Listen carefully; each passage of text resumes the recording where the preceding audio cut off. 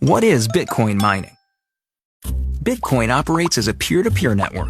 This means that everyone who uses Bitcoin is a tiny fraction of the bank of Bitcoin. But where do Bitcoins come from? With paper money, a government decides when to print and distribute money. Bitcoin doesn't have a central government. With Bitcoin, miners use special software to solve math problems and are issued a certain number of Bitcoins in exchange. This provides a smart way to issue the currency and also creates an incentive for more people to mine. And since miners are required to approve Bitcoin transactions, more miners means a more secure network. The Bitcoin network automatically changes the difficulty of the math problems, depending on how fast they're being solved. In the early days, Bitcoin miners solved these math problems with the processors in their computers.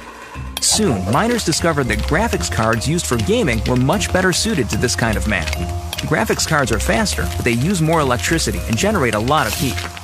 The first commercial Bitcoin mining products included chips that were reprogrammed for mining Bitcoin. These chips were faster, but still power-hungry.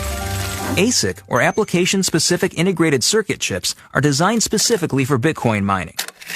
ASIC technology has made Bitcoin mining even faster while using less power.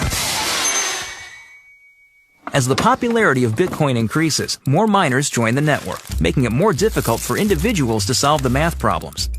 To overcome this, miners have developed a way to work together in pools.